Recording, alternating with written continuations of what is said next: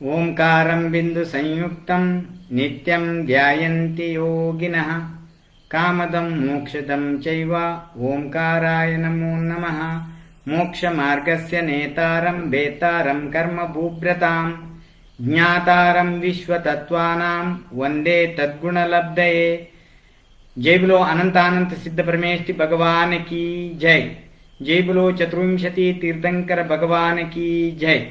जय बोलो ನೇಮಿಚಂದ್ರ ಸಿದ್ಧಾಂತ ಚಕ್ರವರ್ತಿ ಮುನಿ ಮಹಾರಾಜ್ की जय. ಸದ್ಧರ್ಮ ಸಂಯುಕ್ತ ಬಂಧುಗಳೇ, ಕಳೆದ ವಾರ ನಾವು ತ್ರಸ ಜೀವ ಮತ್ತು ಸ್ಥಾವರ ಜೀವಗಳ ಬಗ್ಗೆ, ವಿಶೇಷವಾಗಿ ದ್ರವ್ಯ ಸಂಗ್ರಹದಲ್ಲಿ ಹೇಳಿರತಕ್ಕಂಥ ವಿಚಾರಗಳ ಬಗ್ಗೆ ಚರ್ಚೆ ಮಾಡಿದ್ದೇವೆ. ಇವತ್ತು ಸಂಸಾರಿ ಜೀವದ 14 ಜೀವ ಸಮಸ್ಯೆಗಳ ಬಗ್ಗೆ ಮತ್ತು ಗುಣಸ್ಥಾನಗಳ ಬಗ್ಗೆ, ಮಾರ್ಗಣ ಸ್ಥಾನಗಳ ಬಗ್ಗೆ ನಾವು ತಿಳ್ಕೊಳ್ಳೋಣ.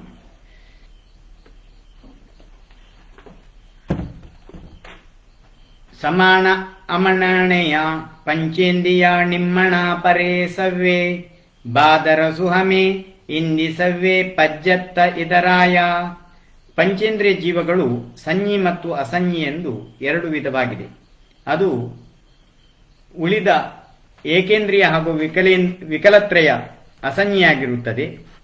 ಏಕೇಂದ್ರಿಯ ಜೀವಗಳಲ್ಲಿ ಕೆಲವು ಬಾದರ ಮತ್ತು ಕೆಲವು ಸೂಕ್ಷ್ಮವಾಗಿರುತ್ತವೆ. ಹಾಗೂ ಎಲ್ಲಾ ಜೀವಗಳು ಪರ್ಯಾಪ್ತಕ ಮತ್ತು ಅಪರ್ಯಾಪ್ತಕ ಎಂದು 2 ಪ್ರಕಾರವಾಗಿದೆ. ಪಂಚೇಂದ್ರಿಯ ಜೀವಗಳು ಮನಸಹಿತ ಹಾಗೂ ಮನರಹಿತವಾಗಿರುತ್ತವೆ. ಆದರೆ ಏಕೇಂದ್ರಿಯ ಮತ್ತು ವಿಕಲತ್ರಯ ಜೀವಗಳು ಮನಸ್ಸು ರಹಿತವೇ ಆಗಿರುತ್ತದೆ. 2 ಬಾದರ ಕರ್ಮಗಳ ಉದಯದಿಂದಾಗಿ ಸ್ವಯಂ ಇತರರಿಂದ ತಡೆಯಲ್ಪಡುವ ಹಾಗೂ ಇತರರನ್ನು ತಡೆಯುವ ಜೀವಗಳನ್ನು ಅಥವಾ ತಮ್ಮೊಳಗೆ ಪರಸ್ಪರ ಹೊಡೆದಾಡಿಕೊಳ್ಳುವ ಜೀವಗಳನ್ನು ಬಾದರ ಜೀವಗಳು ಎಂದು ಹೇಳುತ್ತಾರೆ. ಸೂಕ್ಷ್ಮ ನಾಮಕರ್ಮದ ಉದಯದಿಂದ ಇತರರನ್ನು ತಡೆಯದೆ ತಡೆಯಲ್ಪಡದ ಅಥವಾ ಯಾರೊಡನೆಯೂ ಹೊಡೆದಾಡಲಾಗದ ಜೀವಗಳನ್ನು ಸೂಕ್ಷ್ಮ ಜೀವಗಳು ಎನ್ನುತ್ತಾರೆ. ಯಾವ ಜೀವಗಳ ಆಹಾರಾದಿ ಪರ್ಯಾಪ್ತಿಗಳು ಪೂರ್ಣವಾಗುವುದಿಲ್ಲವೋ ಅವುಗಳನ್ನು ಅಪರ್ಯಾಪ್ತಕ ಜೀವ ಎಂದು ಹೇಳುತ್ತಾರೆ. ಆಹಾರ ವರ್ಗಣೆಯನ್ನು ಕಲ, ರಸಭಾಗ ಇತ್ಯಾದಿ ರೂಪದಲ್ಲಿ ಬದಲಾಯಿಸುವ ಜೀವದ ಶಕ್ತಿಯ ಪೂರ್ಣವಾಗಿರುವುದನ್ನು ಪರ್ಯಾಪ್ತಿ ಎನ್ನುತ್ತಾರೆ. ಪರ್ಯಾಪ್ತಿಗಳಲ್ಲಿ 6 ಭೇದಗಳು. 1 ಆಹಾರ ಪರ್ಯಾಪ್ತಿ, 2 ಶರೀರ ಪರ್ಯಾಪ್ತಿ, 3 ಇಂದ್ರಿಯ ಪರ್ಯಾಪ್ತಿ, 4 ಶ್ವಾಸೋಚ್ಛ್ವಾಸ, 5 ಭಾಷೆ ಮತ್ತು 6ನೇದು ಮನಸ್ಸು. ಧರ್ಮಬಂಧುಗಳೇ, ದ್ರವ್ಯ ಸಂಗ್ರಹದಲ್ಲಿ ಶರೀರಶಾಸ್ತ್ರ ಮತ್ತು ಜೀವಶಾಸ್ತ್ರ ಇದೆಲ್ಲವನ್ನೂ ಕೂಡ ಬಹಳ ಸೂಕ್ಷ್ಮವಾಗಿ ನಮ್ಮ ಪೂರ್ವಾಚಾರ್ಯರು ವಿಜ್ಞಾನ ಬರುವ ಮೊದಲೇ ವೀತರಾಗ ವಿಜ್ಞಾನದಲ್ಲಿ ವಿಶದಪಡಿಸಿ ತಿಳಿಸಿದ್ದಾರೆ. ನಾವು ಎಷ್ಟು ಕೃತಜ್ಞತೆಯನ್ನು ತಿಳಿಸಿದ್ರೂ ಕಡಿಮೆ. ತೀರ್ಥಂಕರರ ಸಮೋಸರಣದಲ್ಲಿ ದಿವ್ಯಧ್ವನಿಯನ್ನು ಗಣಿಧರರು ಕೇಳಿ ಜನಸಾಮಾನ್ಯರಿಗೂ ಅರ್ಥ ಆಗುವ ಹಾಗೆ ಈ ಒಂದು ಮಹಾನ್ ಶಾಸ್ತ್ರವನ್ನು ಸಾಮಾನ್ಯರಿಂದ ಸಾಮಾನ್ಯವಾದಂಥ ಜೀವಿಗಳಿಗೂ ಕೂಡ ಅರ್ಥೈಸುವ ಹಾಗೆ ಮನುಷ್ಯರು ತಮ್ಮ ಗುಣಸ್ಥಾನದಲ್ಲಿ ಮಾರ್ಗಗಳನ್ನು ತಿಳಿದುಕೊಂಡು ಸಮ್ಯಕ್ ದರ್ಶನ, ಸಮ್ಯಕ್ ಜ್ಞಾನ ಮತ್ತು ಸಮ್ಯಕ್ ಚಾರಿತ್ರವನ್ನು ತಮ್ಮದಾಗಿಸಿಕೊಳ್ಳುತ್ತಾ ವಿವೇಕಿಯಾದವನು ಈ ಕರ್ಮದ ಕರ್ಮಸಂಕುಲಗಳಿಂದ ಬಿಡುಗಡೆಯಾಗುವಂತಹ ಉಪಾಯವನ್ನು ಹೇಳಿದ್ದಾರೆ. ಹಾಗಾಗಿ ನಮ್ಮ ಮಾರ್ಗವು ಯಾವುದು? ಅದು ಮೋಕ್ಷದ ಮಾರ್ಗ. ಆ ಮಾರ್ಗ ಸಿಗಬೇಕಾದ್ರೆ ನಮ್ಮಲ್ಲಿ ಯಾವ ತರ ಇರಬೇಕು, ನಮ್ಮ ಗುಣ, ಸಭ್ಯತೆ, ಸಂಸ್ಕಾರಗಳನ್ನು ಹೇಗೆ ಎತ್ತರಿಸಿಕೊಳ್ಬೇಕು ಅನ್ನೋದನ್ನು ಬಹಳ ಸೋದಾಹರಣವಾಗಿ ಆಚಾರ್ಯ ನೇಮಿಚಂದ್ರ ಸಿದ್ಧಾಂತ ಚಕ್ರವರ್ತಿಗಳು ದ್ರವ್ಯ ಸಂಗ್ರಹದಲ್ಲಿ ಹೇಳಿದ್ದಾರೆ. ಸಂಸಾರವು ದುಃಖಮಯವಾಗಿದೆ. ನಾವು ಪ್ರತಿ ಕ್ಷಣ ನೆನಪಿನಲ್ಲಿಡಬೇಕು. ಆ ಸಂಸಾರದಿಂದ ಮುಕ್ತರಾಗಬೇಕಾದ್ರೆ ನಮ್ಮ ಕರ್ತವ್ಯ ಏನು? ಸಂಸಾರದಲ್ಲಿ ಇರುವುದಲ್ಲ, ದುಃಖದಿಂದ ಪಾರಾಗಬೇಕು. ಅದಕ್ಕಾಗಿ ನಮ್ಮ ಗುಣಗಳನ್ನು ನಾವು ಎತ್ತರಿಸಬೇಕು, ಸಂಸ್ಕಾರಗಳನ್ನು ನಾವು ಪಡಿಬೇಕು ಅನ್ನುವ ವಿಚಾರಗಳನ್ನು ಇದರಲ್ಲಿ ಬಹಳ ಸುಂದರವಾಗಿ ವಿವರಿಸಿದ್ದಾರೆ. ಮೊದಲನೇದಾಗಿ ಆಹಾರ ಪರ್ಯಾಪ್ತಿ. ಆಹಾರ ವರ್ಗಣೆಯ ಪರಮಾಣುಗಳನ್ನು ಕಲ ಮತ್ತು ರಸಭಾಗಗಳಲ್ಲಿ ಬದಲಾಯಿಸಲು ಕಾರಣವಾದ ಜೀವದ ಶಕ್ತಿಯ ಪೂರ್ಣತೆಯನ್ನು ಆಹಾರ ಪರ್ಯಾಪ್ತಿ ಎಂದು ಹೇಳುತ್ತಾರೆ. ಕಲಭಾಗವನ್ನು ಎಲುಬು ಇತ್ಯಾದಿ ರೂಪವಾಗಿಯೋ, ರಸಭಾಗವನ್ನು ರಕ್ತ ಇತ್ಯಾದಿ ರೂಪವಾಗಿಯೋ ಬದಲಾಯಿಸಲು ಕಾರಣವಾಗುವ ಜೀವದ ಶಕ್ತಿಯ ಪೂರ್ಣತೆಯನ್ನು ಶರೀರ ಪರ್ಯಾಪ್ತಿ ಎಂದು ಹೇಳುತ್ತಾರೆ. ಆಹಾರ ವರ್ಗಣೆಯ ಪರಮಾಣುಗಳನ್ನು ಇಂದ್ರಿಯ ರೂಪದಲ್ಲಿ ಬದಲಾಯಿಸಲು ಕಾರಣವಾಗುವ ಜೀವದ ಶಕ್ತಿಯ ಪೂರ್ಣತೆ ಇಂದ್ರಿಯ ಪರ್ಯಾಪ್ತಿ ಎಂದು ಕರೆಸಲ್ಪಡುತ್ತದೆ. ಬಂಧುಗಳೇ, ಆಹಾರ ವರ್ಗಣೆಯ ಪರಮಾಣುಗಳನ್ನು ಶ್ವಾಸೋಚ್ಛ್ವಾಸ ರೂಪದಲ್ಲಿ ಬದಲಾಯಿಸಲು ಕಾರಣವಾಗುವ ಜೀವದ ಶಕ್ತಿಯ ಪೂರ್ಣತೆಯನ್ನು ಶ್ವಾಸೋಚ್ಛ್ವಾಸ ಪರ್ಯಾಪ್ತಿ ಎನ್ನುತ್ತಾರೆ. ಹಾಗಾಗಿ ಆಹಾರ ವರ್ಗಣೆಯ ಪರಮಾಣುಗಳೇ ಈ ಶ್ವಾಸೋಚ್ಛ್ವಾಸ ಪರ್ಯಾಪ್ತಿಯನ್ನು ಮಾಡ್ತವೆ ಅಂತಾಯಿತು. ಭಾಷಾ ವರ್ಗಣೆಯ ಪರಮಾಣುಗಳನ್ನು ವಚನ ರೂಪದಲ್ಲಿ ಬದಲಾಯಿಸಲು ಕಾರಣವಾಗುವ ಜೀವದ ಶಕ್ತಿಯ ಪೂರ್ಣತೆಗೆ ಭಾಷಾ ಪರ್ಯಾಪ್ತಿ ಎಂದು ಹೇಳುತ್ತಾರೆ. ಇನ್ನು ಮನಃ ಪರ್ಯಾಪ್ತಿ, ಮನೋವರ್ಗಣೆಯ ಪರಮಾಣುಗಳನ್ನು ಹೃದಯ ಸ್ಥಾನದಲ್ಲಿ 8 ಎಸಳಿನ ತಾವರೆಯ ಆಕಾರದ ಮನಸ್ಸಿನ ರೂಪದಲ್ಲಿ ಬದಲಾಯಿಸಲು ಹಾಗೂ ಅದರಿಂದ ವಿಚಾರಿಸುವಂತೆ ಮಾಡುವ ಜೀವದ ಶಕ್ತಿಯ ಪೂರ್ಣತೆಯನ್ನು ಮನಃ ಪರ್ಯಾಪ್ತಿ ಎಂದು ಹೇಳುತ್ತಾರೆ. ಪರ್ಯಾಪ್ತಿಗಳ ಸ್ವಾಮಿ ಹಾಗೂ ಜೀವಕ್ಕೆ ಎಷ್ಟು ಪರ್ಯಾಪ್ತಿಗಳು ಇರುತ್ತವೆ ಅಂತ ಪ್ರಶ್ನೆ ಮಾಡಿದ್ರೆ, ಏಕೇಂದ್ರಿಯ ಜೀವದ 4 ಪರ್ಯಾಪ್ತಿಗಳಿರ್ತವೆ. ಅವು ಯಾವುದು ಅಂತ ಹೇಳಿದ್ರೆ, 1 ಆಹಾರ ಪರ್ಯಾಪ್ತಿ, 2 ಶರೀರ ಪರ್ಯಾಪ್ತಿ, 3ನೇದು ಇಂದ್ರಿಯ ಪರ್ಯಾಪ್ತಿ, 4ನೇದು ಶ್ವಾಸೋಚ್ಛ್ವಾಸ. ಇದು ಏಕೇಂದ್ರಿಯ ಜೀವದ 4 ಪರ್ಯಾಪ್ತಿ. ಸ್ಪರ್ಶ ಮಾತ್ರ ಇರುವಂತಹ ಏಕೇಂದ್ರಿಯ ಜೀವ. ಇನ್ನು ವಿಕಲೇಂದ್ರಿಯ ಮತ್ತು ಅಸಂಜ್ಞಿ ಪಂಚೇಂದ್ರಿಯ ಜೀವಕ್ಕೆ ಮನಃ ಪರ್ಯಾಪ್ತಿ ಬಿಟ್ಟು ಬಾಕಿ ಉಳಿದಂತೆ 5 ಇರ್ತದೆ. ಸಂಜ್ಞಿ ಪಂಚೇಂದ್ರಿಯ ಜೀವಕ್ಕೆ 6 ಪರ್ಯಾಪ್ತಿಗಳು, ಈಗ ಹೇಳಿರುವಂತಹ 6 ಪರ್ಯಾಪ್ತಿಗಳು ಇರ್ತವೆ. ಆಹಾರ ಪರ್ಯಾಪ್ತಿ, ಶರೀರ ಪರ್ಯಾಪ್ತಿ, ಇಂದ್ರಿಯ ಪರ್ಯಾಪ್ತಿ, ಶ್ವಾಸೋಚ್ಛ್ವಾಸ ಪರ್ಯಾಪ್ತಿ, ಭಾಷಾ ಪರ್ಯಾಪ್ತಿ ಮತ್ತು ಮನಃ ಪರ್ಯಾಪ್ತಿ ಅನ್ನೋದನ್ನು ನಾವು ತಿಳ್ಕೊಳ್ಬೇಕು. ಇನ್ನು ಜೀವ ಸಮಾಸದ ಲಕ್ಷಣಗಳನ್ನು ನಾವು ತಿಳ್ಕೊಳ್ಳುವುದಾದ್ರೆ, ಯಾವುದರ ಮುಖಾಂತರ ಅನೇಕ ಪ್ರಕಾರದ ಜೀವಗಳು ಮತ್ತು ಅವುಗಳ ಅನೇಕ ಪ್ರಕಾರದ ಜಾತಿಯನ್ನು ತಿಳಿಯಲಾಗುವುದು, ಆ ಧರ್ಮಗಳು ಅನೇಕ ಪದಾರ್ಥಗಳ ಸಂಗ್ರಹ ಮಾಡುವುಗಳಾದ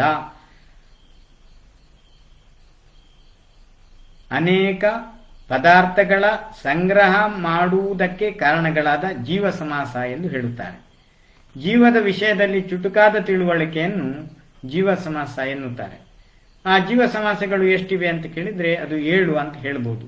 ಏಕೇಂದ್ರಿಯ ಸೂಕ್ಷ್ಮ ಬಾದರ 2, ಸೂಕ್ಷ್ಮ ಮತ್ತು ಬಾದರ ಅಂತ ಏಕೇಂದ್ರಿಯದಲ್ಲಿ, ಮತ್ತು 2 ಇಂದ್ರಿಯ ಬಾದರ 1, 3 ಇಂದ್ರಿಯ ಬಾದರ 1, 4 ಇಂದ್ರಿಯ ಬಾದರ 1, 5 ಇಂದ್ರಿಯ ಅಸಂಜ್ಞಿ ಬಾದರ ಜೀವ 1, ಪಂಚೇಂದ್ರಿಯ ಸಂಜ್ಞಿ ಬಾದರ 1.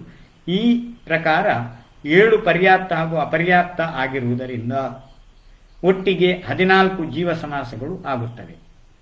ಸಿದ್ಧ ಭಗವಾನರಿಗೆ ಈ ಜೀವ ಸಮಾಸಗಳಿಲ್ಲ. ಅವರಿದೆಲ್ಲವನ್ನು ಮೆಟ್ಟಿ ನಿಂತವರು, ಮೀರಿ ನಿಂತವರು, ಕರ್ಮಗಳನ್ನೆಲ್ಲವನ್ನು ಕ್ಷಯ ಮಾಡಿದವರು. ಹಾಗಾಗಿ ನಮ್ಮ ಜೀವನದ ಪರಮ ಉದ್ದೇಶ ಈ ಭವಬಂಧನಗಳ ತೊಳಲಾಟದಲ್ಲೇ ನಾವು ಸುತ್ತುವುದಲ್ಲ. ಹಾಗಾಗಿ ಈ ಭವಬಂಧನಗಳಲ್ಲಿ ತೊಳಲಾಡುವುದಕ್ಕೆ ಕಾರಣ ಏನು ಅನ್ನುವುದು ನಮ್ಮ ಅಜ್ಞಾನ, ಮಿಥ್ಯತ್ವ, ಅವಿರತ, ಪ್ರಮಾದ, ಕಷಾಯ, ಯೋಗ. ಇದೆಲ್ಲವನ್ನು ತಿಳ್ಕೊಳ್ಬೇಕಲ್ಲ. ಅದಕ್ಕಾಗಿ ಜೀವ ಸಮಾಸಗಳೇಂದ್ರೆ ಏನು, ಜೀವದಲ್ಲಿ ಯಾವ್ಯಾವ ರೀತಿಯ ಇಂದ್ರಿಯದ ಜೀವಗಳು ಇರ್ತವೆ ಅನ್ನೋದನ್ನು ನಾವು ಪರ್ಯಾಪ್ತದಲ್ಲಿ 14 ಜೀವ ಸಮಾಸಗಳಲ್ಲಿ ಹೀಗೆ ತಿಳ್ಕೊಂಡಿದ್ದೇವೆ. ಏಕೇಂದ್ರಿಯ ಮತ್ತು ಬಾದರ. ಬಾದರ ಏಕೇಂದ್ರಿಯ, ಸೂಕ್ಷ್ಮ ಏಕೇಂದ್ರಿಯ ಅಂತ ಏಕೇಂದ್ರದಲ್ಲಿ 2. ಆನಂತರ 2 ಇಂದ್ರಿಯ, 3 ಇಂದ್ರಿಯ, 4 ಇಂದ್ರಿಯ, 5 ಇಂದ್ರಿಯ, ಪಂಚೇಂದ್ರಿಯ ಅನ್ನೋದನ್ನು ನಾವು ತಿಳ್ಕೊಳ್ಬೇಕು. ಒಟ್ಟು ಜೀವ ಸಮಾಸಗಳು 7 × 2 ಒಟ್ಟಿಗೆ 14 ಜೀವ ಸಮಾಸಗಳು. ಹಾಗಾದ್ರೆ ಈ ಸಂಸಾರ ಜೀವದ 14 ಮಾರ್ಗಣ ಹಾಗೂ ಗುಣಸ್ಥಾನಗಳು ಅಂತ, ಒಂದು ಮೋಕ್ಷಕ್ಕೆ ಹೋಗತಕ್ಕಂತಹ ಮಾರ್ಗ ಮತ್ತು ಮೋಕ್ಷಕ್ಕೆ ಹೋಗತಕ್ಕಂತಹ ಗುಣ. ಹಾಗಾಗಿ ಗುಣ ಯಾರಲ್ಲಿ ಎಷ್ಟಿರ್ತದೆ ಅಷ್ಟು ಅವರು ಕಷಾಯ ಮತ್ತು ರಾಗದಿಂದ, ಮೋಹದಿಂದ ರಹಿತರಾಗ್ತಾರೆ. ಅಷ್ಟು ಅವರ ಗುಣದ ಸ್ಥಾನವು ಪಲ್ಲಟವಾಗ್ತದೆ, ಏರುವಿಕೆ ಆಗ್ತದೆ. ನಾವು ಕಷಾಯ ಮತ್ತು ಮೋಹವನ್ನು ಬಿಟ್ಟಷ್ಟು ನಮ್ಮ ಗುಣದಲ್ಲಿ ಸ್ಥಾನವು ಏರುವಿಕೆ ಆಗುತ್ತದೆ. ಇಲ್ಲಿ ವಿಶೇಷ ಅಂದ್ರೆ ನಮ್ಮ ಗುಣಗಳು ಹೆಚ್ಚಾಗುವುದು ನಮ್ಮ ಮೋಹ ಮತ್ತು ರಾಗವನ್ನು ಕಡಿಮೆ ಮಾಡಿದಷ್ಟು. ಯಾರು ರಾಗ ಮತ್ತು ಮೋಹವನ್ನು ಕಡಿಮೆ ಮಾಡ್ತಾನೆ ನೋಡಿ, ಇದು ಬಹಳ ಸೂಕ್ಷ್ಮವಾದಂಥ ವಿಚಾರ. ಇಲ್ಲಿ ಕೋಟಿಪತಿಗೋ ಭಿಕ್ಷಾಪತಿಗೋ ಅರ್ಥ ಇಲ್ಲ, ಇಲ್ಲಿ ವೃತ್ತಿ ಧರ್ಮಕ್ಕೆ ಅರ್ಥ ಇಲ್ಲ, ಬಣ್ಣಕ್ಕೆ ಅರ್ಥ ಇಲ್ಲ, ಜಾತಿ ಮತ ವಿಚಾರದಲ್ಲಿ ಇಲ್ಲಿ ಮುಖ್ಯವಾದಂತಹ ಜಾತಿ ಅಥವಾ ಗುಣ ಅಥವಾ ಗೋತ್ರ ಕುಲ ಎಲ್ಲವೂ ಸಿಗುವುದು ಅವನವನ ಪುಣ್ಯದ ಫಲದಿಂದ.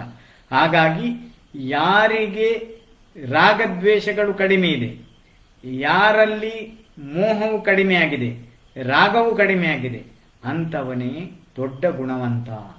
ಹಾಗಾಗಿ ಸಕಲ ಗುಣವಂತನಾದಂಥ, ಸರ್ವಜ್ಞನಾದಂಥ, ಹಿತೋಪದೇಶಿಯಾದಂಥ ಭಗವಂತನಾಗುವುದಕ್ಕೆ ಬೇಕಾಗಿರತಕ್ಕಂಥ ಅರ್ಹತೆ ಸಂಸಾರಿ ಜೀವ ಹೇಗೆ ಮಾಡಬೇಕು ಅನ್ನುವ ಉಪಾಯವನ್ನ ನಾವು ಇವತ್ತು ಈ ಸಂಸಾರಿ ಜೀವಗಳ ವ್ಯವಹಾರ ನಯದ 14 ಮಾರ್ಗಣ ಸ್ಥಾನ ಮತ್ತು ಗುಣಸ್ಥಾನವನ್ನು ಅರ್ಥ ಮಾಡಿಕೊಂಡು ಅದರಿಂದ ಮೇರೆ ಇರತಕ್ಕಂಥ ಸರ್ವಜ್ಞತ್ವವನ್ನು ನಾವು ತೆಗೆದುಕೊಳ್ಳಿಕ್ಕೆ ಸಾಧ್ಯ ಇದೆ. ಹಾಗಾಗಿ ಸಂಸಾರಿ ಜೀವಗಳು ವ್ಯವಹಾರದ ನಯದಿಂದ 14 ಮಾರ್ಗಣ ಮತ್ತು 14 ಗುಣಸ್ಥಾನಗಳ ದೃಷ್ಟಿಯಿಂದ ಈ 14 ಪ್ರಕಾರವಾಗಿರ್ತದೆ ಅನ್ನೋದನ್ನು ನಾವು ತಿಳ್ಕೊಳ್ಬೇಕು. ಶುದ್ಧ ನಿಶ್ಚಯ ನ್ಯಾಯದ ದೃಷ್ಟಿಯಿಂದ ಎಲ್ಲಾ ಸಂಸಾರಿ ಜೀವಗಳು ಶುದ್ಧವಾಗಿವೆ. ಅವುಗಳಲ್ಲಿ ಯಾವುದೂ ಭೇದಗಳಿಲ್ಲ. ಜೀವವು ಯಾವ ದೃಷ್ಟಿಯಲ್ಲಿ 14 ಪ್ರಕಾರ ಅಂತ ಕೇಳಿದ್ರೆ, ವ್ಯವಹಾರ ನಯದ ದೃಷ್ಟಿಯಿಂದ ಜೀವವು 14 ಪ್ರಕಾರ ಮಾರ್ಗಣ ಸ್ಥಾನ, 14 ಗುಣಸ್ಥಾನ ಹೊಂದಿರುವುದರಿಂದ ಇದು 14 ಪ್ರಕಾರವಾಗಿರ್ತದೆ ಅನ್ನೋದನ್ನ ನಾವು ತಿಳ್ಕೊಳ್ಬೇಕು. ಶುದ್ಧ ನಿಶ್ಚಯದ ದೃಷ್ಟಿಯಿಂದ 14 ಮಾರ್ಗಣ ಸ್ಥಾನಗಳನ್ನು ತಿಳಿಸಿದ್ದಾರೆ. ಅದು ಯಾವುದು ಅಂತ ಹೇಳಿದ್ರೆ, ಈ ನಾವು ಮೋಕ್ಷಕ್ಕೆ ಹೋಗಬೇಕಾದ್ರೆ ಒಂದು ಜೀವ, ಅದರಲ್ಲಿ ಏನೇನೆಲ್ಲ ಭೇದಗಳಿರ್ತವೆ. ಒಂದು ಗತಿ, ಗತಿ ಅನ್ನುವುದು ಇಲ್ಲಿ 1ನೇ ಮಾರ್ಗಣ ಸ್ಥಾನ, ಮತ್ತು 2ನೇದು ಇಂದ್ರಿಯ, 3ನೇದು ಕಾಯ, 4ನೇದು ಯೋಗ, 5ನೇದು ವೇದ, 6ನೇದು ಕಷಾಯ, 7ನೇದು ಜ್ಞಾನ, 8 ಸಂಯಮ, 9 ದರ್ಶನ, 10 ಲೇಷ್ಯ, 11 ಭವ್ಯತ್ವ, 12 ಸಮ್ಯಕ್ತ್ವ, 13 ಸಂಯತ್ವ, 14 ಆಹಾರಕ ಅಂತ ಈ ರೀತಿಯಾಗಿ ಮಾರ್ಗಣ ಸ್ಥಾನಗಳು 14. ಯಾವ ಧರ್ಮ ವಿಶೇಷಗಳಿಂದ ಜೀವಗಳ ಹುಡುಕುವಿಕೆ ಆಗುತ್ತದೋ ಅದನ್ನು ಮಾರ್ಗಣ ಎನ್ನುತ್ತಾರೆ. ಮತ್ತೊಮ್ಮೆ ಹೇಳ್ತೇವೆ, ಬಹಳ ಸೂಕ್ಷ್ಮವಾಗಿ ಅರ್ಥ ಮಾಡಿ. ಯಾವ ಧರ್ಮ ವಿಶೇಷಗಳಿಂದ ಅಥವಾ ಧರ್ಮ ಲಕ್ಷಣಗಳಿಂದ ಜೀವಗಳ ಹುಡುಕುವಿಕೆ ಆಗುತ್ತದೋ ಅವನ್ನು ಮಾರ್ಗಣ ಎನ್ನುತ್ತಾರೆ. ಏಕೆಂದ್ರೆ ಜೀವ ಅದು ಯಾಕೆ ಹುಟ್ಟುವುದಕ್ಕೆ ಕಾರಣ ಆಯಿತು? ಅದರ ಧರ್ಮ ಲಕ್ಷಣ ವಿಶೇಷದಿಂದ, ಪೂರ್ವ ಜನ್ಮದಲ್ಲಿ ತಾನು ಮಾಡಿದಂತಹ ಪಾಪ ಪುಣ್ಯದ ಫಲದಿಂದ 2 ಇಂದ್ರಿಯದ ಪ್ರಾಣ, 3 ಇಂದ್ರಿಯದ ಜೀವ, 4 ಇಂದ್ರಿಯದ ಜೀವ, 5 ಇಂದ್ರಿಯದ, ಅದರಲ್ಲಿ ಅಸಂಜ್ಞಿ ಮತ್ತು ಸಂಜ್ಞಿ ಸಂಕೇತವನ್ನು ಗ್ರಹಣ ಮಾಡತಕ್ಕಂಥ ಮನುಷ್ಯ, ದೇವ, ನಾರಕಿ, ತಿರಿಯಂಚ, ಈ 4 ಗತಿಗಳಲ್ಲಿ ಹುಟ್ಟುವುದಕ್ಕೆ ಕಾರಣ ತನ್ನ ಧರ್ಮ ವಿಶೇಷಗಳು. ಹಾಗಾಗಿ ತಾನು ಮತ್ತೆ ದುಃಖವನ್ನು ಪಡಿಬಾರದು, ಇಂದ್ರಿಯಗಳಲ್ಲಿ ವಿಕಾಸನವನ್ನ ಮಾಡಬೇಕು, ಬುದ್ಧಿಯಲ್ಲಿ ವಿಕಾಸನವನ್ನು ಮಾಡಬೇಕು ಅಂತ ಹೇಳಿದ್ರೆ ತಾನು ಸಮ್ಯಕ್ ದರ್ಶನ ಜ್ಞಾನ ಚಾರಿತ್ರದ ಮಾರ್ಗದಲ್ಲಿ ಮುನ್ನಡಿಬೇಕು. ಇದು ಈ ವಿಚಾರಗಳು ಕೇವಲ ಕಥಾನಕಗಳಲ್ಲ, ವ್ಯವಹಾರದ ದೃಷ್ಟಿಯಿಂದ ಹೇಳುವಂಥದ್ದಲ್ಲ. ಇದು ನಮ್ಮ ನೈಜ ಕತೆ. ಈ ಕತೆ ಪ್ರತ್ಯೇಕ ಜೀವರು ತನ್ನ ಆತ್ಮಚಿಂತನೆಯನ್ನು ಮಾಡುವುದಕ್ಕೆ ವಿಶೇಷವಾದಂಥ ಜ್ಞಾನವನ್ನು ದ್ರವ್ಯ ಸಂಗ್ರಹದಲ್ಲಿ ಆಚಾರ್ಯ ನೇಮಿಚಂದ್ರ ಸಿದ್ಧಾಂತ ಚಕ್ರವರ್ತಿಗಳು ನಮಗೆ ನೀಡಿದ್ದಾರಲ್ಲ, ಅವರಿಗೆ ಎಷ್ಟು ಕೃತಜ್ಞತೆಯನ್ನು ಹೇಳಿದ್ರು ಕಡಿಮೆ. ಹಾಗಾಗಿ ನಮ್ಮ ಮೋಹ ಮತ್ತು ರಾಗದ ನಿಮಿತ್ತದಿಂದ ಆಗುವ ಆತ್ಮನ ಗುಣಗಳ ಭಾವಗಳ ತಾರತಮ್ಯದ ರೂಪ ಅವಸ್ಥಾ ವಿಶೇಷವೇ ಗುಣಸ್ಥಾನ. ನೆನಪಿನಲ್ಲಿ ಕುಟ್ಟುಕೊಳ್ಳಿ, ಜೀವನದಲ್ಲಿ ಅತ್ಯಂತ ಶ್ರೇಷ್ಠ ದ್ರವ್ಯ ಸಂಗ್ರಹದಲ್ಲಿ ನಾವು ಕಲಿಬೇಕಾಗಿರುವಂಥದ್ದು, ಪ್ರತ್ಯೇಕ ವ್ಯಕ್ತಿಗಳು ನಮ್ಮ ಗುಣಸ್ಥಾನವನ್ನು ನಾವು ಹೆಚ್ಚಿಸಿಕೊಳ್ಬೇಕಂತ ಹೇಳಿದ್ರೆ ನಾವು ಮಾಡಬೇಕಾಗಿರುವುದು ಏನು?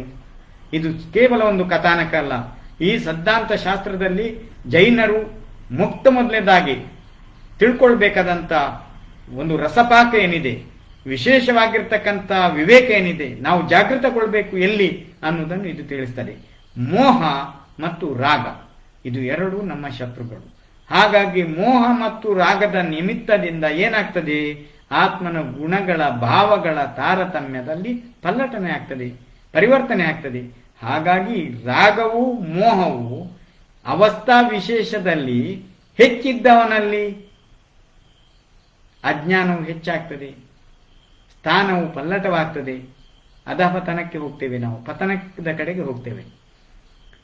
ನಮ್ಮಲ್ಲಿ ರಾಗ ಮತ್ತು ಮೋಹಗಳು ಕಡಿಮೆ ಆದಷ್ಟು ಆತ್ಮನ ವಿಕಾಸತೆಯು ಹೆಚ್ಚು ಆಗ್ತದೆ. ಗುಣದ ಸ್ಥಾನದಲ್ಲೂ ಕೂಡ ನಾವು ಏರುವಿಕೆಯ ಕಡೆಗೆ ಹೋಗ್ತೇವೆ. ಹಾಗಾಗಿ ಗುಣಸ್ಥಾನ ಸಂಸಾರಿ ಜೀವಗಳಿಗೆ ಇದ್ದೇ ಇರ್ತದೆ. ಆ ಗುಣಸ್ಥಾನಗಳನ್ನು ಹೇಳಿದ್ದಾರೆ. ಎಲ್ಲಿ ಅತ್ಯಂತ ಕೆಟ್ಟವಾದಂಥ ಅತ್ಯಂತ ತೀವ್ರವಾಗಿರ್ತಕ್ಕಂಥ 1ನೇ ಗುಣಸ್ಥಾನ ಅನ್ನೋದು ಮಿಥ್ಯತ್ವ. ನಾವು ಮಾಡತಕ್ಕಂಥ ಜ್ಞಾನ ಅವಿವೇಕದಿಂದ ನಮಗೆ ಮಿಥ್ಯತ್ವದ ಸ್ಥಾನ ಸಿಗ್ತದೆ. ಬಂಧುಗಳೇ, ಮೋಕ್ಷವನ್ನು ಹೋಗ್ಲಿಕ್ಕೆ ಸಾಧ್ಯ ಇಲ್ಲ ಅಂತಹ ಸ್ಥಾನ.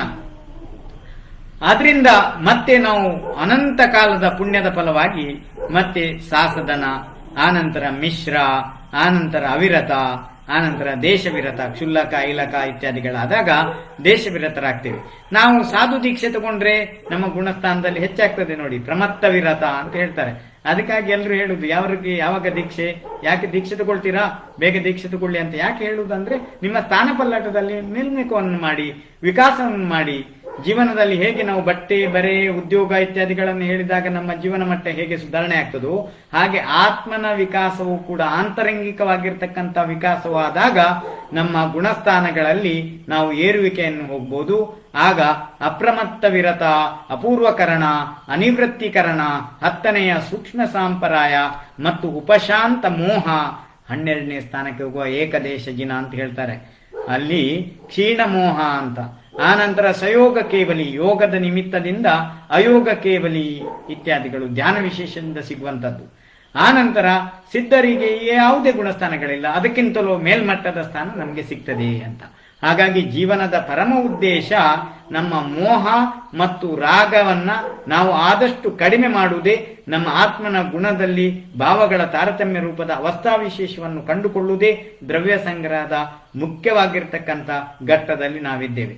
ಇಲ್ಲಿ ನಾವು ತಿಳ್ಕೊಳ್ಬೇಕು, ನಮ್ಮ ಜೀವನದ ಪರಮ ಉದ್ದೇಶ ಮೋಹ ಮತ್ತು ರಾಗವನ್ನು ಕಡಿಮೆ ಮಾಡುತ್ತಾ ನಾವು ಗುಣಸ್ಥಾನದಲ್ಲಿ ಮೇಲ್ಮಟ್ಟಕ್ಕೆ ಹೋಗುವಂಥದ್ದು.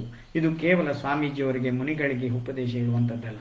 ತಮ್ಮ ಸ್ವಂತಕ್ಕೆ ತಾವು ಆತ್ಮಜಾಗೃತಿಯನ್ನು ಮಾಡುವುದರೊಂದಿಗೆ ಪರರ ಕಲ್ಯಾಣ, ಪರರೂ ಕೂಡ ಚಿಂತನೆ ಮಾಡಬೇಕು. ಇಲ್ಲಿ ನಾವು ಎಷ್ಟೇ ಜಗಳಾಡಿದ್ರು, ಎಷ್ಟೇ ಹೋರಾಟ ಮಾಡಿದ್ರು, ನಮ್ಮ ಸ್ವಂತಕ್ಕೆ ಲಾಭ ಅನ್ನುವ ವಿಚಾರವನ್ನು ನಾವು ಮಾಡಿಕೊಳ್ಬೇಕು. ಹಾಗಾಗಿ ಇಲ್ಲಿ ಪ್ರಶಸ್ತ ರಾಗವನ್ನು ಮಾಡಬೇಕಂತ ಹೇಳಿದ್ರೆ ಶಾಸ್ತ್ರದಲ್ಲಿ ಮಾಡಬೇಕು, ಜ್ಞಾನಿಗಳಲ್ಲಿ ಮಾಡಬೇಕು, ಸಾಧು ಸಂತರಲ್ಲಿ ಮಾಡಬೇಕು. ಇವರೆಲ್ಲರ ಸತ್ಸಂಗ ಮಾಡಿದಾಗ ನಮ್ಮ ಅಜ್ಞಾನವು ಕಳೆದು ಹೋಗ್ತದೆ, ಕಳಚಿ ಹೋಗ್ತದೆ, ಸುಜ್ಞಾನವು ನಮಗೆ ಸಿಗ್ತದೆ. ಯಾರಲ್ಲೂ ದ್ವೇಷ ಇಲ್ಲ, ಯಾರಲ್ಲೂ ರಾಗ ಇಲ್ಲ, ಯಾರಲ್ಲೂ ತಾರತಮ್ಯ ಇಲ್ಲ, ಮತ್ಸರ ಇಲ್ಲ ಅನ್ನುವ ಮಟ್ಟಕ್ಕೆ ನಾವು ತಲುಪ್ತೇವೆ. ಬಂಧುಗಳೇ, ನಮ್ಮ ವಿಶೇಷವಾದ ಈ ಗುಣಸ್ಥಾನವನ್ನು ಪಡೆಯುವುದಕ್ಕಾಗಿ ನಾವು ಹಿಂಜರಿಬಾರದು. ನಮ್ಮ ಮೇಲ್ಮಟ್ಟದ ಚಿಂತನೆಯಲ್ಲಿ ನಾವು ಮೇಲೆ ಮೇಲೆ ಹೋಗಬೇಕು. ಸಿದ್ಧರಿಗೆ ಸಿದ್ಧ ಭಗವಾನರು ಈ ಗುಣ ವಿಶೇಷಗಳಿಂದ ಮೇಲ್ಪಟ್ಟವರು. ಹಾಗಾಗಿಯೇ ನಮ್ಮ ಮತಿಯನ್ನು ಶ್ರೇಷ್ಠ ಮಟ್ಟಕ್ಕೆ ಒಯ್ಯುವಂತ ಈ ಗುಣಸ್ಥಾನಗಳಲ್ಲೂ ಕೂಡ ಶ್ರೇಷ್ಠ ಮಟ್ಟಕ್ಕೆ ಹೋಗಿ ಗುಣಾತೀತನಾದಂಥ ಆ ಸಿದ್ಧತ್ವವನ್ನು ಪಡೆಯುವುದಕ್ಕಾಗಿ ಪ್ರಯತ್ನಶೀಲರಾಗಬೇಕು ಅನ್ನುವುದನ್ನು ಆಚಾರ್ಯ ನೇಮಿಚಂದ್ರ ಸಿದ್ಧಾಂತ ಚಕ್ರವರ್ತಿಗಳು ಈ ಒಂದು ಪಠ್ಯದಲ್ಲಿ ನಮಗೆ ತಿಳಿಸಿದ್ದಾರೆ. ಇನ್ನು 8ನೇ ಸಿದ್ಧ ಹಾಗೂ 9ನೇ ಊರ್ಧ್ವಗಮನದ ಅಧಿಕಾರದ ಕಡೆಗೆ ನಾವು ಚಿಂತನೆ ಮಾಡೋಣ. ನಿಕ್ಕಮ್ಮ ಅಟ್ಟಗುಣ ಕಿಂಚೂಣ ಚರಮದೇಹದೋ ಸಿದ್ಧ ಲೋಯಗ್ಗಟಿದಣಿಚ್ಚ ಉಪ್ಪಾದ ವಯೇಹಿಂ ಸಂಯುಕ್ತ 8 ಕರ್ಮಗಳಿಂದ ರಹಿತ, 8 ಗುಣಗಳ ಸಹಿತ, ಅಂತಿಮ ಶರೀರಕ್ಕಿಂತ ಸ್ವಲ್ಪ ಕಡಿಮೆ ಪ್ರಮಾಣದ ಶರೀರದ ಉತ್ಪಾದ ವ್ಯಯ ಮತ್ತು ದ್ರವ್ಯಯುಕ್ತ ಲೋಕದ ಅಗ್ರಭಾಗದಲ್ಲಿರುವ ಜೀವವು ಸಿದ್ಧ ಭಗವಾನರೆಂದು ಕರೆಯಲ್ಪಡುತ್ತಾರೆ. 8 ಕರ್ಮಗಳು ಜ್ಞಾನಾವರಣ ಕರ್ಮ, ದರ್ಶನಾವರಣ ಕರ್ಮ, ವೇದನೀಯ ಕರ್ಮ, ಮೋಹನೀಯ ಕರ್ಮ, ಆಯುಷ್ಯ ಕರ್ಮ, ನಾಮಕರ್ಮ, ಗೋತ್ರ ಕರ್ಮ, ಅಂತರಾಯ ಕರ್ಮ ಅಂತ ಹೇಳಿ 8 ಕರ್ಮಗಳ ಹೆಸರುಗಳು. ಈ 8 ಕರ್ಮಗಳ ನಾಶದಿಂದ 8 ಗುಣಗಳು ನಮಗೆ ಸಿಗ್ತವಂತೆ. ಆ 8 ಗುಣಗಳು ಯಾವುದು? ನಾವೆಲ್ಲರೂ ಕೇಳೋಣ. ಎಂತಹ ಅದ್ಭುತವಾಗಿರ್ತಕ್ಕಂತಹ ಗುಣವನ್ನ ನಮಗೆ ತಿಳಿಸಿದ್ದಾರೆ. ಅನಂತ ಜ್ಞಾನ, ಅನಂತ ದರ್ಶನ, ಅನಂತ ಸುಖ, ಅನಂತ ವೀರ್ಯ, ಅವ್ಯಬಾಧ, ಅವಗಾಹನತ್ವ, ಸೂಕ್ಷ್ಮತ್ವ ಮತ್ತು ಅಗುಲಗುತ್ವ, ಇವು ಸಿದ್ಧರ 8 ಗುಣಗಳು. ನಮ್ಮ ಇಷ್ಟೂ ಪೂಜೆ ಮಾಡುವುದರ ಉದ್ದೇಶ, ಸ್ವಾಧ್ಯಾಯ ಮಾಡುವ ಉದ್ದೇಶ, ಸಂಯಮ, ತಪಸ್ಸು, ಸಾಧನೆ, ಅಜ್ಞಾನಿಗಳೊಂದಿಗೆ ಸುಜ್ಞಾನಕ್ಕೆ ಬರಬೇಕು ಅನ್ನುವ ನಮ್ಮ ಕಳಕಳಿ, ಇದೆಲ್ಲವೂ ಕೂಡ ಈ 8 ಗುಣಗಳನ್ನು ಪಡೆಯುವುದಕ್ಕಾಗಿ ಬಂಧುಗಳೇ.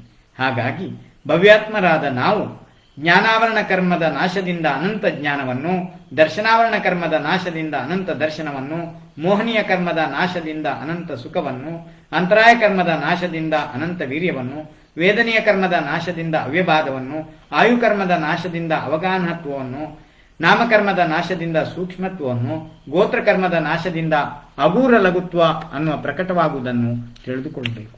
ಬಂಧುಗಳೇ, ಅಂತಿಮ ಶರೀರದಿಂದ ಸಿದ್ಧರು ಇಡೀ ಶರೀರದಲ್ಲಿ ನೊಣದ ರೆಕ್ಕೆಯಷ್ಟು ತೆಳ್ಳಗಿನ ಚರ್ಮ, ಉಗುರು, ಕೂದಲು ಹಾಗೂ ಮೂಗು, ಕಿವಿ, ಕರುಳು ಇತ್ಯಾದಿಗಳ ಖಾಲಿ ಸ್ಥಾನಕ್ಕೆ ಸಮಾನ ಕಮ್ಮಿ ಸಿದ್ಧ ಜೀವರ ಅಂತಿಮ ಶರೀರದ ಪ್ರಮಾಣವಿರುತ್ತದೆ ಎನ್ನುವುದನ್ನು ಆಚಾರ್ಯ ನೇಮಿಚಂದ್ರ ಸಿದ್ಧಾಂತ ಚಕ್ರವರ್ತಿಗಳು ದ್ರವ್ಯ ಸಂಗ್ರಹದಲ್ಲಿ ತಿಳಿಸಿದ್ದಾರೆ. ದ್ರವ್ಯದಲ್ಲಿ ಹೊಸ ಪರ್ಯಾಯದ ಉತ್ಪತ್ತಿಯನ್ನು ಉತ್ಪಾದ ಎಂದು ಹೇಳುತ್ತಾರೆ. ದ್ರವ್ಯದಲ್ಲಿ ಪೂರ್ವ ಪರ್ಯಾಯದ ನಾಶವನ್ನು ವ್ಯಯ ಎನ್ನುತ್ತಾರೆ. ದ್ರವ್ಯದ ನಿತ್ಯತೆಯನ್ನು ಧ್ರುವ ಅಥವಾ ಶಾಶ್ವತ ಅನ್ನುತ್ತಾರೆ. ಹಾಗಾಗಿ ಸಿದ್ಧ ಜೀವರು ಪರ್ಯಾಯದ ಉತ್ಪತ್ತಿ, ಸಂಸಾರಿ ಪರ್ಯಾಯದ ನಾಶ ವ್ಯಯವಾಗಿದೆ. ಸಿದ್ಧ ಜೀವಗಳಲ್ಲಿ ಸಂಸಾರಿ ಪರ್ಯಾಯದ ನಾಶ ವ್ಯಯವಾಗಿದೆ. ಸಿದ್ಧ ಪರ್ಯಾಯದ ಉತ್ಪತ್ತಿ ಉತ್ಪಾದವಾಗಿದೆ. ಜೀವ ದ್ರವ್ಯ ಧ್ರುವವಾಗಿದೆ, ಶಾಶ್ವತವಾಗಿದೆ. ಹಾಗಾಗಿ ಉತ್ಪಾದ ಮತ್ತು ವ್ಯಯವನ್ನ ಉದಾಹರಣೆಯಲ್ಲಿ ಹೇಳುವುದಾದ್ರೆ, ಮೂಲ ಮಣ್ಣು ಸಂಸ್ಕಾರ ಕೊಟ್ಟಲ್ಪಟ್ಟಾಗ ಹೇಗೆ ಆ ಮಣ್ಣಿನ ಅಂಶಗಳೆಲ್ಲ ಕಳೆದು ಒಂದು ಅಪ್ಪಟ ಚಿನ್ನವಾಗ್ತದೋ, ಆ ಅಪ್ಪಟ ಚಿನ್ನವನ್ನು ಪಡೆದಂತ ನಾವು ಅದರಿಂದಾಗಿ ಚಿನ್ನದಿಂದ ಬಳೆಯನ್ನು, ಬಳೆಯಿಂದ ಸರವನ್ನು, ಸರದಿಂದ ಬೇರೆ ಬೇರೆ ರೀತಿಯ ಆಕೃತಿಗಳನ್ನು ಹೇಗೆ ಒಂದು ಮೂಲ ಚಿನ್ನದಿಂದ ನಾವು ಪಡೆಯುತ್ತೇವೆಯೋ ಹಾಗೆ ಇಲ್ಲಿ ಮೂಲ ಧ್ರುವ ಅಥವಾ ಶಾಶ್ವತ ಅನ್ನುವುದು ಚಿನ್ನ, ಪರ್ಯಾಯ ಅನ್ನುವುದು ಬಳೆ ಆಕಾರದಲ್ಲಿ ಬರುವುದು, ಸರದ ಆಕಾರದಲ್ಲಿ ಬರುವುದು ಪರ್ಯಾಯ ಅಂತ ತಿಳ್ಕೊಳ್ಬೇಕು. ಬಳೆ ಪರ್ಯಾಯದ ಉತ್ಪತ್ತಿ ಉತ್ಪಾದವಾಗಿದೆ. ಬಂಗಾರದ ಹಾರದ ನಾಶ ವ್ಯಯವಾಗಿದೆ. ಹಾಗೂ ಬಂಗಾರವು ಧ್ರುವ ಅಥವಾ ಶಾಶ್ವತವಾಗಿದೆ. ಬಂಗಾರವು ಮೊದಲು ಹಾರದಲ್ಲಿತ್ತು, ಅದೇ ಬಂಗಾರವು ಈಗ ಬಳೆಯಲ್ಲಿದೆ. ಆದ್ದರಿಂದ ಬಂಗಾರವು ಶಾಶ್ವತವಾಗಿದೆ. ಬರುವುದು ಹೋಗುವುದು ಪರಸ್ಪರ ಸಂಬಂಧವಿದೆ. ಬರುವುದು ಉತ್ಪಾದ, ಹೋಗುವುದು ವ್ಯಯ. ಒಬ್ಬ ಮನುಷ್ಯ ಪರ್ಯಾಯದಲ್ಲಿ ಮನುಷ್ಯ ಪರ್ಯಾಯನಾಗಿ ಹುಡ್ತಾನೆ, ಅವನು ಮತ್ತೆ ಸಾಯ್ತಾನೆ, ಅದು ವ್ಯಯ. ಸತ್ತು ಒಂದು ಪ್ರಾಣಿಗಳು ಹಂದಿ ಆಗ್ತಾನೆ ಅಥವಾ ಆನೆ ಆಗ್ತದೆ ಅಂತ ತಿಳ್ಕೊಂಡ್ರೆ ಅವನ ಹಂದಿಯ ಪರ್ಯಾಯದಲ್ಲಿ ಅಥವಾ ಆನೆಯ ಪರ್ಯಾಯದಲ್ಲಿ ಹುಡ್ತಾನೆ ಅಂತ ಅರ್ಥ. ಮತ್ತೆ ಅವನು ಸಾಯ್ತಾನೆ, ಆ ನಂತರ ಮನುಷ್ಯ ಪರ್ಯಾಯವನ್ನು ಪ್ರಾಪ್ತಿಸಿಕೊಳ್ತಾನೆ. ಮತ್ತೆ ಅವನಿಗೆ ಸಂಸ್ಕಾರದಿಂದ, ಮುನಿಗಳ ಉಪದೇಶದಿಂದ, ದ್ರವ್ಯ, ಕ್ಷೇತ್ರ, ಕಾಲ, ಭವ ಮತ್ತು ಭಾವದ ಒಂದು ಸಹಯೋಗದಿಂದ ಚತುರ್ಥ ಕಾಲದಲ್ಲಿ ಹುಟ್ಟಿ ತೀರ್ಥಂಕರನ ಸಮೋಸರಣದಲ್ಲಿ ಇರತಕ್ಕಂಥ ಒಬ್ಬ ಭವ್ಯನಾಗಿ ಹುಟ್ಟತಕ್ಕಂಥ ಒಂದು ಯೋಗ್ಯತೆ ಪ್ರಾಪ್ತಿ ಆಯ್ತಂತ ತಿಳ್ಕೊಳ್ಳೋಣ.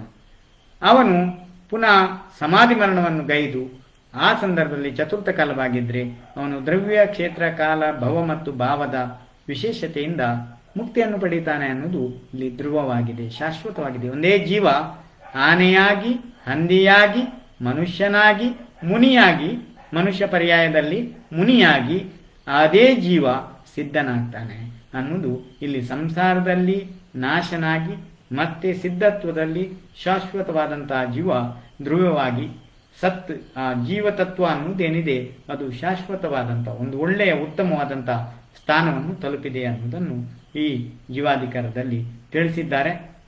ಅಜೀವ ದ್ರವ್ಯದ ಭೇದಗಳು, ಹೆಸರುಗಳು ಮತ್ತು ಮೂರ್ತಾಮೂರ್ತದ ಸಿದ್ಧಿಯ ಬಗ್ಗೆ ಬರುವ ವಾರ ನಾವು ತಿಳಿದುಕೊಳ್ಳೋಣ.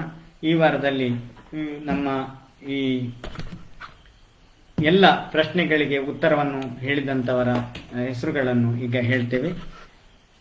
ಎಲ್ಲ ಧರ್ಮಾತ್ಮರಿಗೆ ವಿಶೇಷವಾದ ಶುಭಾಶೀರ್ವಾದಗಳನ್ನು ಹೇಳ್ತೇವೆ. ಸಂಚಿಕೆ 2ರಲ್ಲಿ ದ್ರವ್ಯ ಸಂಗ್ರಹದ ಪ್ರಶ್ನೆಗೆ ಉತ್ತರವನ್ನು ನೀಡಿದವರ ಹೆಸರುಗಳು ಈ ರೀತಿಯಾಗಿದೆ.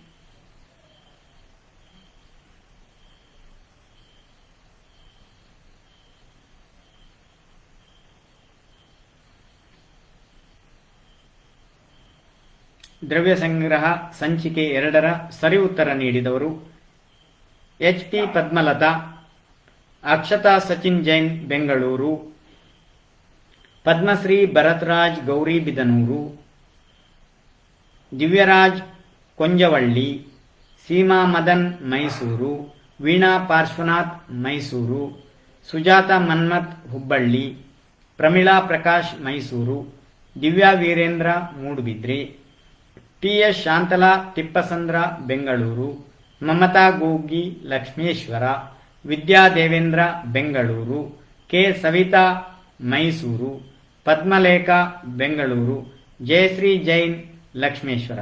ಈ ಎಲ್ಲ ಧರ್ಮಾತ್ಮರಿಗೆ, ಸಂಚಿಕೆ 2ರ ಸರಿ ಉತ್ತರ ನೀಡಿದಂತಹ ಧರ್ಮಾತ್ಮರಿಗೆ ಕರ್ನಾಟಕದಲ್ಲಿ ಜೈನ ಧರ್ಮ ಪೇಜ್ ಮೂಲಕ ನಿಮಗೆಲ್ರಿಗೂ ಶುಭಾಶಯಗಳು, ಶುಭಾಶೀರ್ವಾದಗಳು. ಸಂಚಿಕೆ 3ರ ಪ್ರಶ್ನೆಯನ್ನು ಈಗ ಕೇಳ್ತೇವೆ. ಎಲ್ಲರೂ ಕೂಡ ಪೆನ್ನು ಮತ್ತು ಪೇಪರನ್ನು ರೆಡಿ ಮಾಡಿ.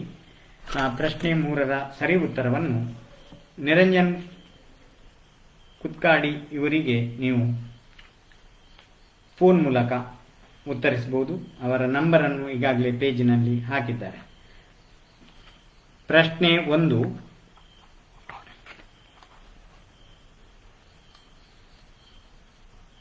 ಮನಸ್ಸು ಸಹಿತ ಹಾಗೂ ಮನಸ್ಸು ರಹಿತ ಜೀವಗಳು ಯಾವುವು? ಪ್ರಶ್ನೆ 2, ಯಾವುದನ್ನು ಬಾದರ ಜೀವ ಎಂದು ಹೇಳುತ್ತಾರೆ? ಪ್ರಶ್ನೆ 3, ಯಾವುದನ್ನು ಸೂಕ್ಷ್ಮ ಜೀವ ಎಂದು ಹೇಳುತ್ತಾರೆ? ಪ್ರಶ್ನೆ 4, ಯಾವ ಜೀವಗಳನ್ನು ಅಪರ್ಯಾಪ್ತಕ ಜೀವ ಎನ್ನುತ್ತಾರೆ? ಪ್ರಶ್ನೆ 5, ಯಾವುದನ್ನು ಪರ್ಯಾಪ್ತಿ ಎನ್ನುತ್ತಾರೆ?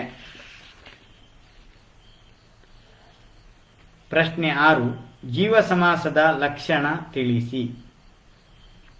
ಪ್ರಶ್ನೆ 7, ಸಿದ್ಧ ಭಗವಾನ್ಯರಿಗೆ ಎಷ್ಟು ಜೀವ ಸಮಾಸಗಳಿವೆ? ಪ್ರಶ್ನೆ 8, ಸಂಸಾರಿ ಜೀವಗಳಲ್ಲಿ ಎಷ್ಟು ಪ್ರಕಾರದ ಮಾರ್ಗಣ ಸ್ಥಾನ ಮತ್ತು ಗುಣಸ್ಥಾನಗಳಿವೆ? ಪ್ರಶ್ನೆ 9, ಯಾವುದನ್ನು ಮಾರ್ಗಣ ಎನ್ನುತ್ತಾರೆ? ಪ್ರಶ್ನೆ 10, ಯಾವುದು ಗುಣಸ್ಥಾನ? ಗುಣಸ್ಥಾನಗಳನ್ನು ಹೆಸರಿಸಿ. ಇದು ಇವತ್ತಿನ ಪ್ರಶ್ನೆ. ಕೊನೆಯ ಪ್ರಶ್ನೆ 11ನೇದು, ಸಿದ್ಧರ 8 ಕರ್ಮಗಳು ಯಾವುದು? ಸಿದ್ಧರ 8 ಗುಣಗಳು ಯಾವುದು? ಸಿದ್ಧರ ಜೀವದ 8 ಕರ್ಮಗಳು ಯಾವುದು? ಜೀವದ 8 ಕರ್ಮಗಳು ಯಾವುದು? ಹಾಗೂ ಸಿದ್ಧರ 8 ಗುಣಗಳು ಯಾವುದು? ಇದು 11ನೆಯ ಪ್ರಶ್ನೆ. ಈ ಪ್ರಶ್ನೆಗೆ ನೀವು ಆದಷ್ಟು ಬೇಗ ನಿರಂಜನ್ ಕುದ್ಯಾಡಿಯವರಿಗೆ ಉತ್ತರಿಸಬೇಕು ಅಂತ ಹೇಳ್ತಾ, ಈ ಕರ್ನಾಟಕದ ಜೈನ ಧರ್ಮದಲ್ಲಿ ಪೇಜಿನಲ್ಲಿ ನಮ್ಮ ದ್ರವ್ಯ ಸಂಗ್ರಹ ವಾಚನ ಪ್ರವಚನವನ್ನು ವೀಕ್ಷಿಸುವಂತ ಸಮಸ್ತ ಧರ್ಮಬಂಧುಗಳಿಗೆ ಶುಭಾಶಯಗಳು ಮತ್ತು ಶುಭಾಶೀರ್ವಾದಗಳನ್ನು ತಿಳಿಸ್ತೇವೆ. ಸಂಪೂಜಕಾನಂ ಪ್ರತಿಪಾಲಕಾನಂ ಯತೀಂದ್ರ ಸಾಮಾನ್ಯ ತಪೋದನಾನಂ ದೇಶಸ್ಯ ರಾಷ್ಟ್ರಸ್ಯ ಪುರಸ್ಯ ರಾಜ್ಞಃ ಕರೋತು ಶಾಂತಿಂ ಭಗವಾನ್ ಜಿನೇಂದ್ರ ಕ್ಷೇಮಂ ಸರ್ವ ಪ್ರಜಾನಾಂ ಪ್ರಭೋತು ಬಲವಾನ್ ಧಾರ್ಮಿಕೋ ಭೂಮಿಪಾಲಃ ಕಾಲೇ ಕಾಲೇ ಚ ಸಮ್ಯಗ್ ವರ್ಷತು ಮಘವಾ ವ್ಯಾಧಯೋ ಯಾಂತು ನಾಶಂ ದುರ್ಭಿಕ್ಷಂ ಚೋರಮಾರೀಕ್ಷಣಮಪಿ ಜಗತಾಮಾಸ್ಮ ಭೂರ್ಜೀವಲೋಕೆ ಜೈನೇಂದ್ರಂ ಧರ್ಮಚಕ್ರಂ ಪ್ರಭೋತು ಪ್ರಸರತು ಸರ್ವಸೌಖ್ಯಪ್ರದಾಯಿನಿ ಪ್ರಧ್ವಸ್ತಿ ಗಾತಿ ಕರ್ಮಾಣ ಕೇವಲ ಜ್ಞಾನ ಭಾಸ್ಕರಃ ಕುರ್ವಂತು ಜಗತಾಂ ಶಾಂತಿಂ ವೃಷಭಾದ್ಯ ಜಿನೇಶ್ವರ. ಓಂ ಶಾಂತಿ ಶಾಂತಿ ಶಾಂತಿ.